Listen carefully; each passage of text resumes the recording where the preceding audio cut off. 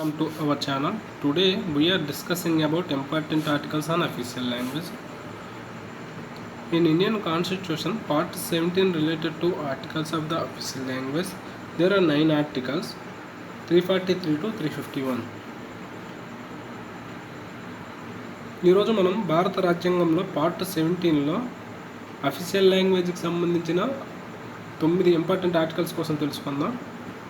Article 343, ఇందులో 3 sub articles ఉంటాయి. Sub article 1, official language ఏంటి? హిందీ.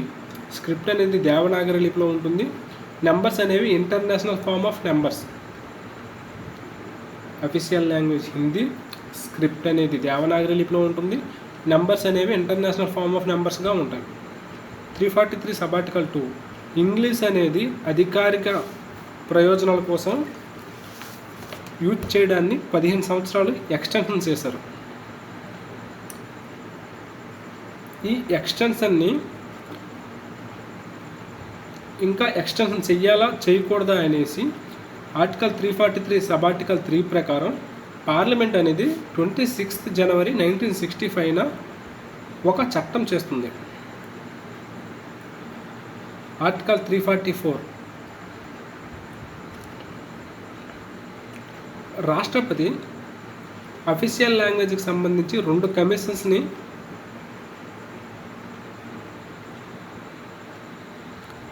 క్రియేట్ చేస్తాడు. అది కూడా ఎప్పుడంటే 1955లో at the end of the 5 years, అంటే 1955 at the end of the 10 years 1960. ఎందుకోసమంటే అధికారిక ప్రయోజనాల కోసం హిందీ వాడకాన్ని పెంచడం కోసం.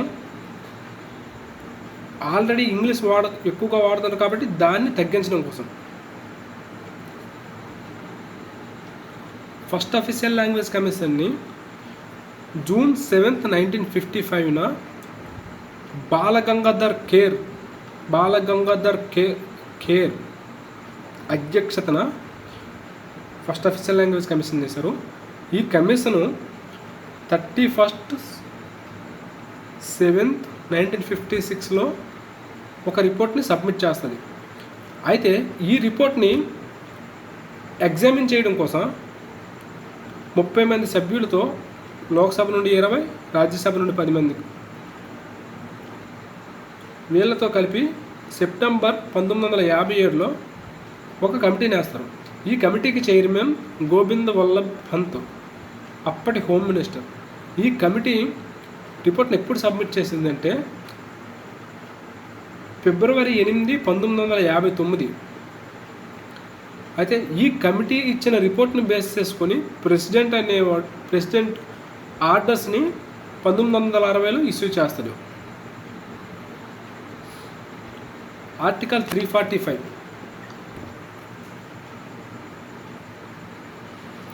ఒక రాష్ట్ర శాసనసభ ఆ రాష్ట్ర అధికారిక ప్రయోజనాల కోసం ఉపయోగించుకునే భాష ఎన్ని లాంగ్వేజెస్ అయినా ఉండొచ్చు. అఫీషియల్ లాంగ్వేజ్గా ఒక స్టేటు ఎన్ని లాంగ్వేజెస్ అయినా అఫీషియల్ లాంగ్వేజ్గా యాక్సెప్ట్ చేయొచ్చు. ఆర్టికల్ 346, అయితే ఆ రాష్ట్ర శాసనసభ అఫీషియల్ పర్పసెస్ కోసం యూజ్ చేసే లాంగ్వేజ్ హిందీ కానీ, ఇంగ్లీష్ కానీ, లేదా official language of the state అయినా అయ్యి ఉండాలి. ఆర్టికల్ 347, రాష్ట్రపతి యాక్సెప్ట్ చేస్తే, ఎప్పుడు యాక్సెప్ట్ చేస్తారంటే ఆ రాష్ట్రంలో మెజారిటీ ఆఫ్ ద పీపుల్ ఒక లాంగ్వేజ్ని యూజ్ చేస్తుంటే ఆ లాంగ్వేజ్ని అఫీషియల్ లాంగ్వేజ్గా ఆ స్టేట్ గుర్తిస్తే దాన్ని రాష్ట్రపతి కూడా గుర్తిస్తారు. ఆర్టికల్ 348, సుప్రీంకోర్టులో కానీ, హైకోర్టులో కానీ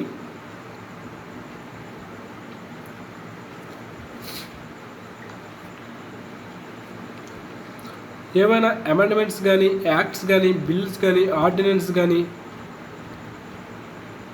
చట్టం చేసే వరకు ఇంగ్లీష్లో ఉంటాయి. చట్టం చేసిన తర్వాత దాన్ని హిందీలోకి ట్రాన్స్లేట్ చేస్తారు. ఆర్టికల్ 348 ప్రకారం.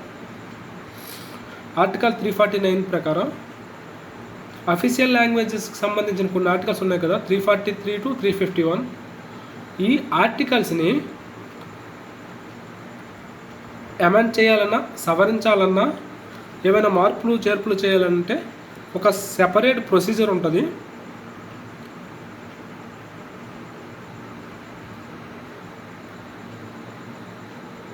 ఆర్టికల్ 349 ప్రకారం special procedure for enactment of certain laws relating to the language, అంటే అఫీషియల్ లాంగ్వేజ్కి సంబంధించి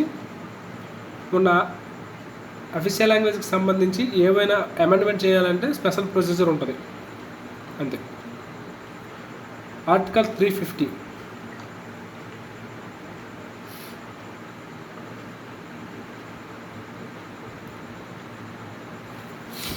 మనం ఏవైనా గ్రీవెన్స్లు కానీ, ఫిర్యాదులు కానీ,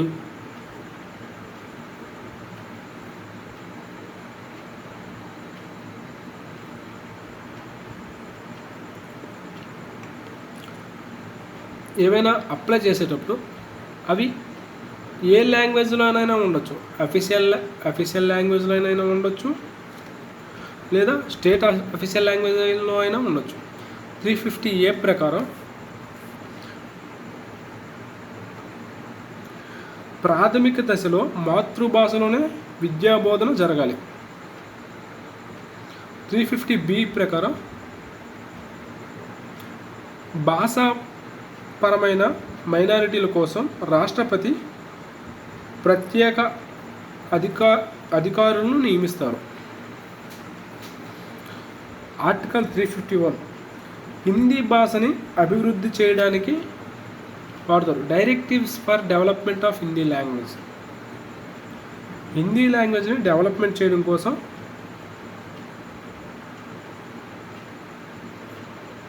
అలాగే హిందీని స్ప్రెడ్ చేయడం కోసం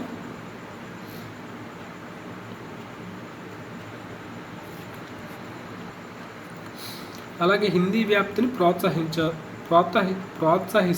ఆర్టికల్ 350 ప్రకారం ఇవండి అఫీషియల్ లాంగ్వేజ్కి సంబంధించిన ఇంపార్టెంట్ ఆర్టికల్స్. Thank you.